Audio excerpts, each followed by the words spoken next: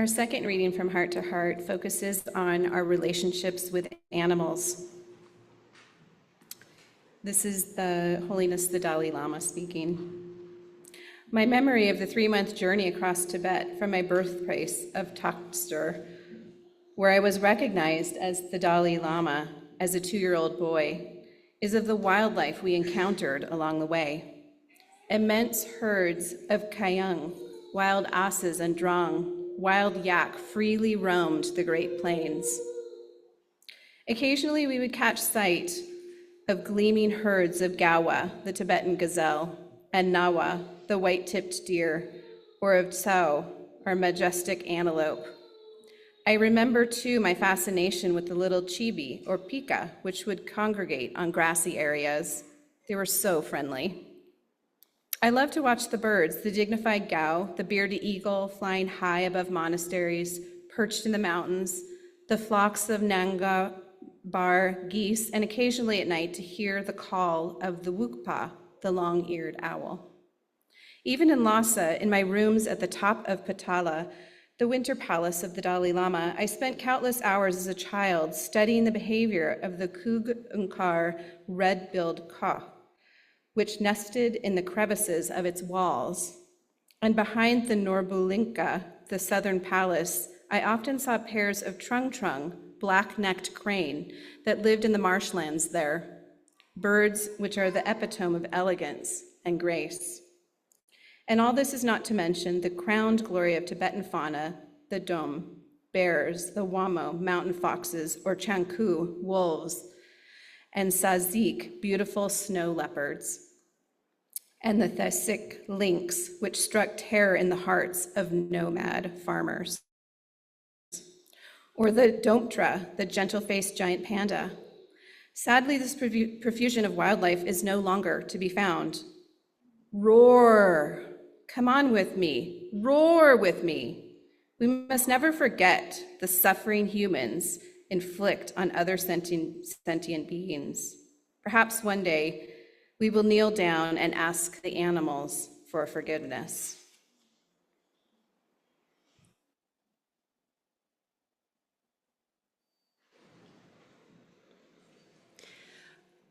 When I was growing up, I lived on top of a hill a little ways out of town.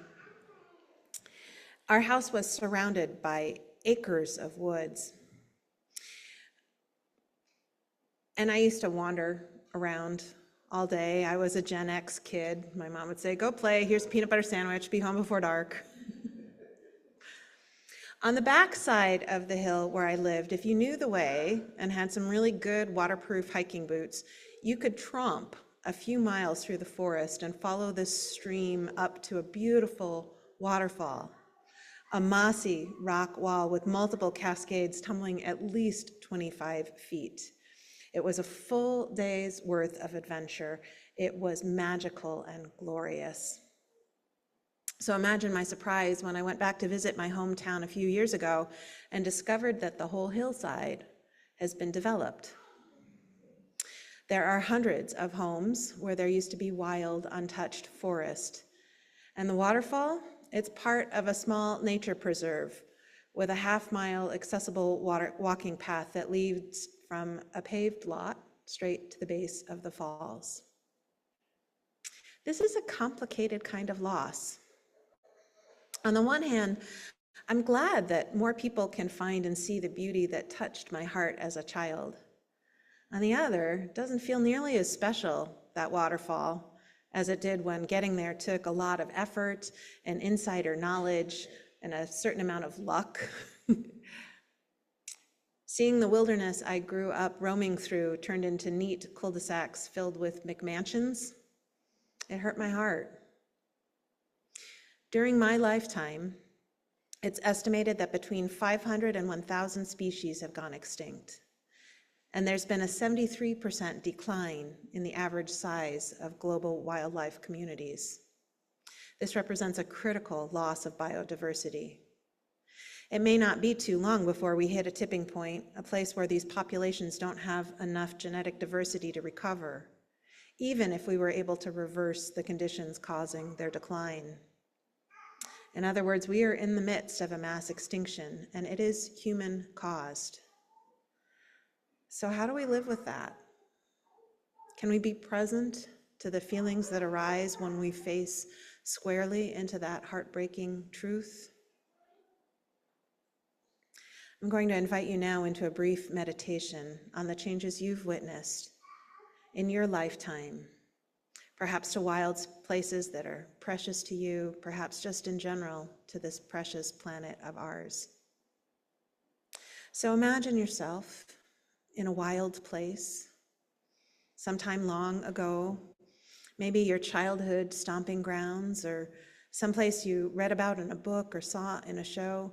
It could even be a place you create from your imagination. What does the air smell like? Taste like? Feel like? What forms of life surround you, seen or unseen? Animals, birds, plants, fungus. Can you feel the diverse web of life?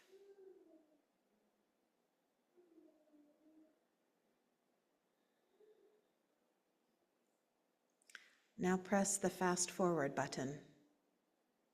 What is happening to the landscape? How is it shifting and changing?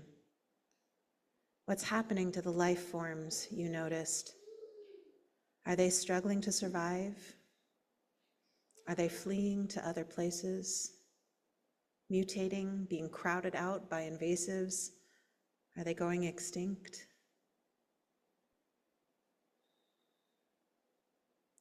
As you absorb these changes, notice the feelings that arise. What are the losses you are grieving? Can you be present to that grief? Can you let those losses matter? Let's rest in the silence for a moment so that we can reflect and grieve together.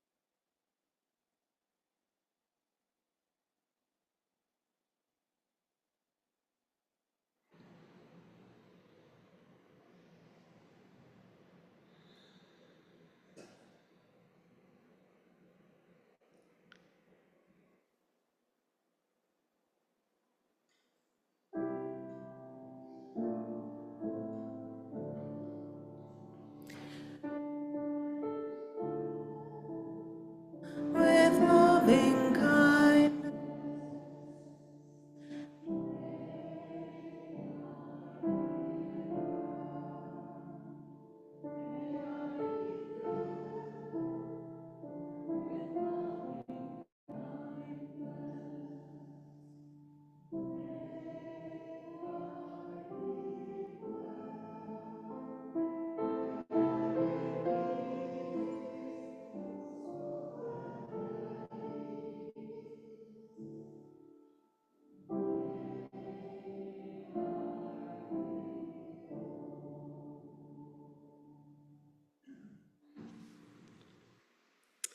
We'll move now into the next piece of our text, the biggest troublemakers.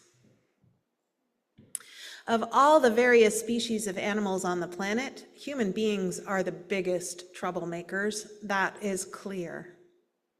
Peace and survival of life on Earth as we know it are threatened by human activities, which lack a commitment to humanitarian values. Destruction of nature and natural resources results from ignorance, greed, and lack of respect for the Earth's living things. We humans are the only species with the power to destroy the Earth as we know it. Yet, if we have the capacity to destroy the Earth, so too do we have the capacity to protect it. It seems that with development, the whole world has become much smaller, but the human consciousness is still lagging behind. If we want a better future, we must examine our mindset now. We need to recognize our nature, and then, if we have the determination, there is a real possibility of transforming the human heart.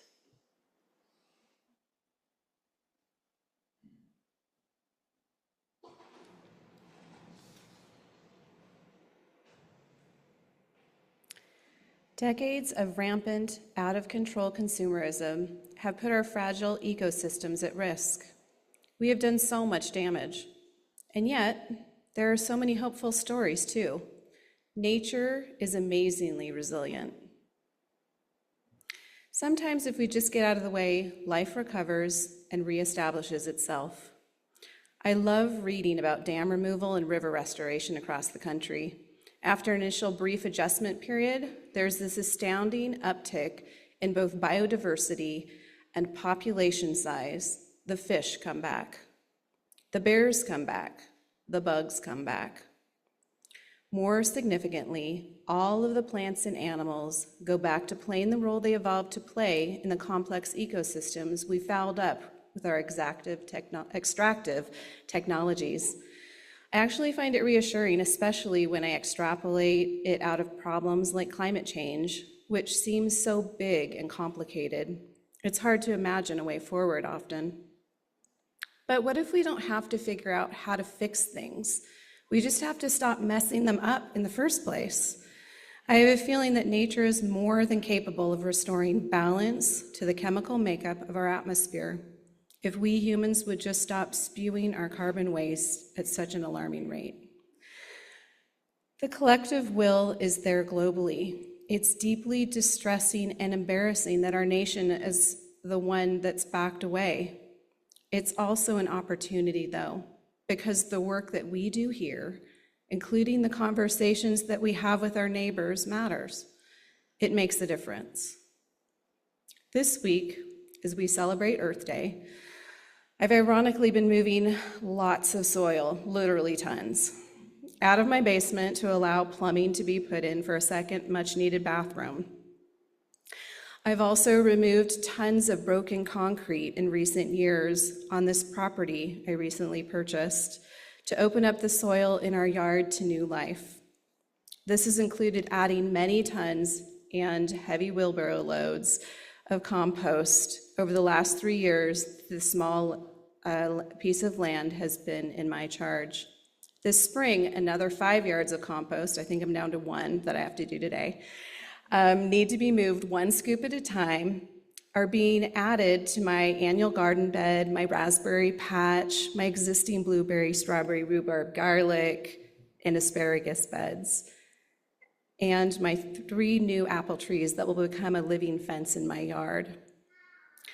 As some of you know, 3 years ago, I moved from a 105-acre farm where we were raising a herd of grass-fed beef to owning a postage-sized lot in town. This was a pretty big transition. My new charge has been to transition this small parcel into an oasis of diversity and plant and animal life. Ironically, after spending each spring on my farm for the last almost 20 years planting 3,000 plus trees, now I have to figure out how to go small. I'm feeding the soil with much compost and diverse plantings that will ultimately feed me and my family. Instead of 3,000 trees, I have to be careful in selecting 3 new trees each year to plant. Will it be a shade tree, a fruit tree, a much-loved ginkgo, mountain ash, a stately oak?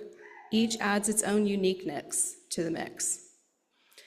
The earthworms are doing the heavy lifting now, and I'm just providing them the space and the resources to multiply. It feels great to gently dig a hole for a new plant each spring and find so many worms wiggling around to welcome the new roots of my plants. When we work in collaboration with the soil microbiology and its intricate soil food web of diversity, this small patch of earth will begin to give back to the humans that care for this land, working in unison, in collaboration with nature. When we give, we also receive in mind, body, and spirit from the effort and can live in great harmony with the earth. Let's take another moment for meditation. I'm going to ask some wondering questions, just like we did with the children. I wonder, what are the hopeful signs that you see where people are turning toward a more sustainable and responsible way of being? What is it that people who are doubling down on the extractive economy are so afraid of losing? And how can we help them feel safe enough to change? What small acts can we find as individuals to reduce the harm caused by our lifestyles?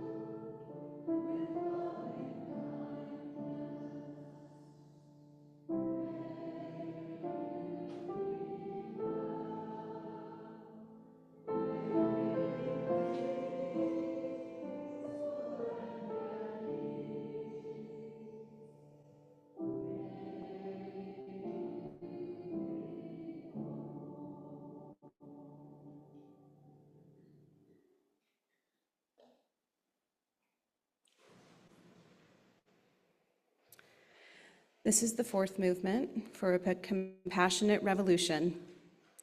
Compassion, loving kindness, and altruism are the keys not only to human development, but also to planetary survival.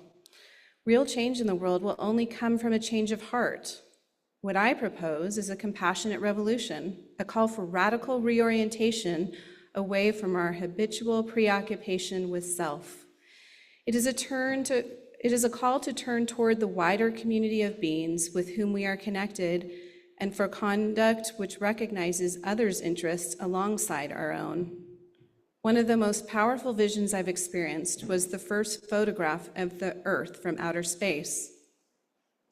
The image of a blue planet floating in deep space, glowing like the full moon on a clear night, brought home powerfully to me the recognition that we are indeed all members of a single family sharing one little house.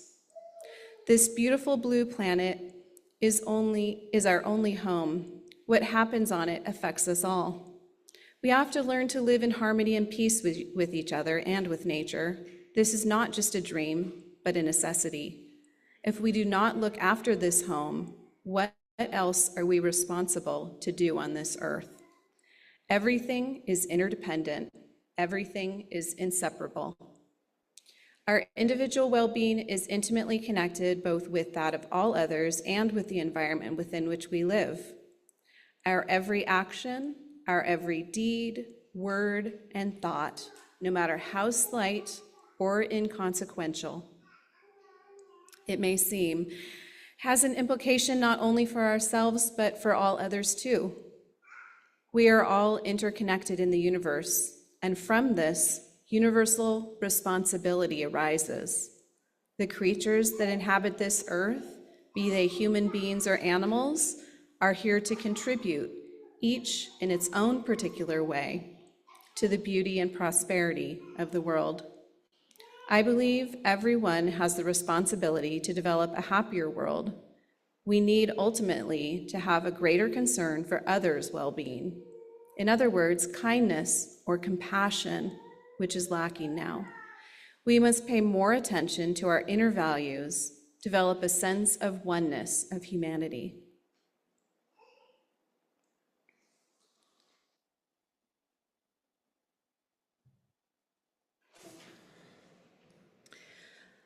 I've spoken before of Martin Buber's work, I and Thou.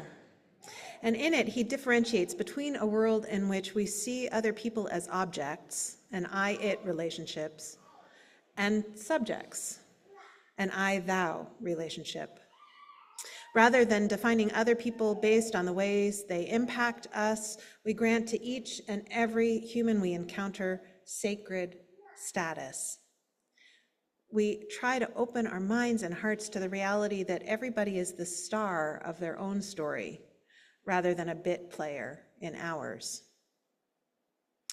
For most indigenous cultures, all things, plants, animals, rocks, mountains, are people, and they're worthy of the I-thou relationship. The only things called it are those made by humans: chairs, cars, asphalt roads. Everything else has life, an agency, a voice.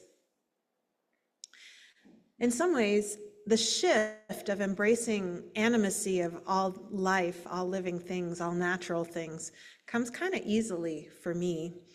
My family still teases me about the year I planted way too many snap peas. It was my first time growing them. I started them indoors, and I figured that there would be some percentage that wouldn't make it, but they all made it. And they were, when it was time to transplant, they were all thriving. I had probably, 80 snap pea. And I filled up the bed that I had planned to put them in, and then I filled up another one, and there were still more pea plants there, pea starts. So I started tucking them against the garden wall. I put them next to the compost bin. I planted them along the porch. Oh my good Lord, we had so many peas.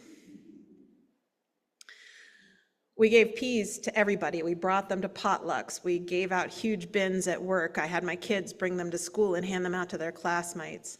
And when anybody asked me, why didn't you just compost the extras, plant what you need and compost the extras? I said, I didn't want to hurt their feelings.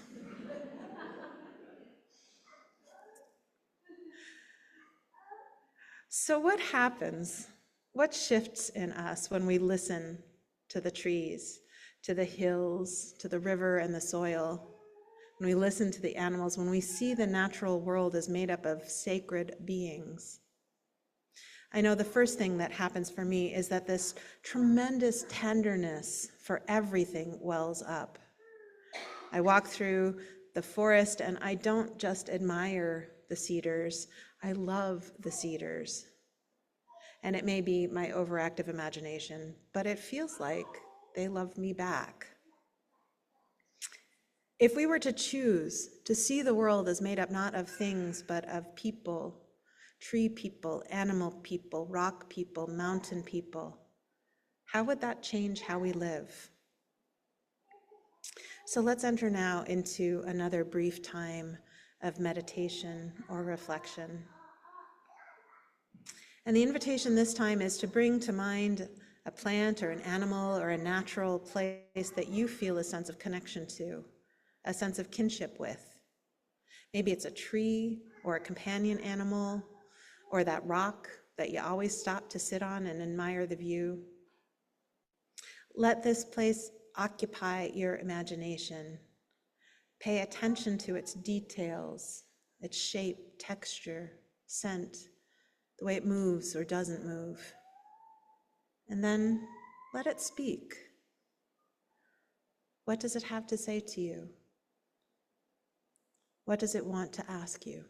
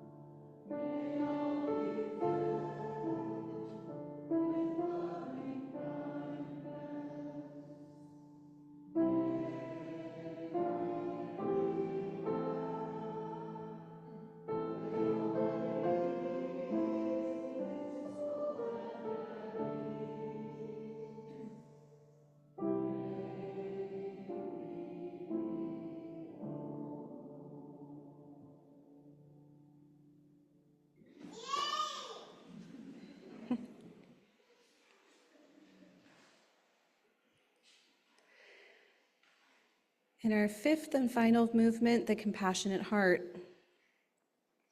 If you want to change the world, first try to improve change within yourself. Creating a more peaceful world requires a peaceful mind and a peaceful heart. A good heart is the source of all happiness and joy, and we can all be warm-hearted if we make an effort. But better still is to have bodhicitta, which is a good heart imbued with wisdom. Bodhicitta, thank you. We need to cultivate a compassion that is powerful enough to make us feel committed to bringing about the well-being of others, so that we are actually willing to shoulder the responsibility for making this happen. In Tibetan, such compassion is called Naing Je Shampu, literally great compassion. Through developing an attitude of responsibility toward others, we can begin to create the kinder, more compassionate world we all dream of. May I become at all times, both now and forever, a protector for those without protection, a guide for those who have lost their way, a ship for those with oceans to cross, a sanctuary for those in danger, a lamp for those without light, a place of refuge for those who lack shelter, and a servant to all in need.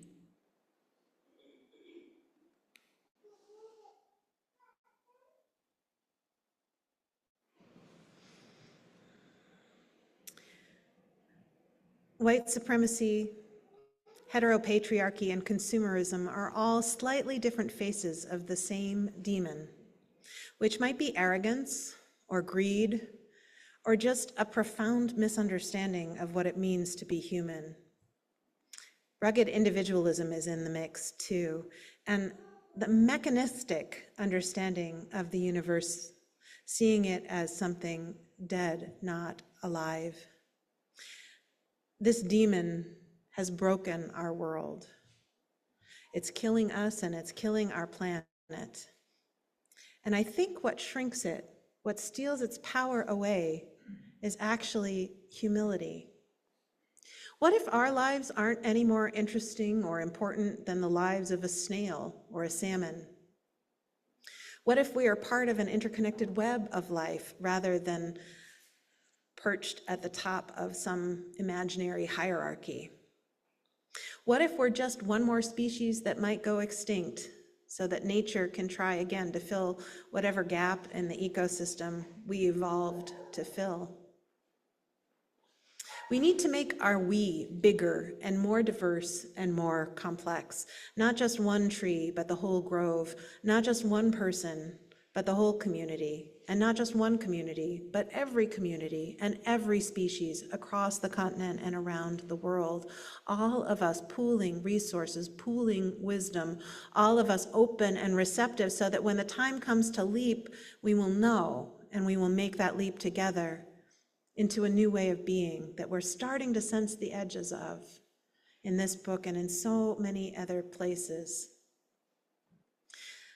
The demon is fighting so hard and so loudly just now. I say, let's not waste our energy getting worked up about the most recent outrages of this last gasp of the demon. Let's put everything we can into bringing about the change, the shift, the turning. What commitments are you willing to make to build a future that is a little less precarious?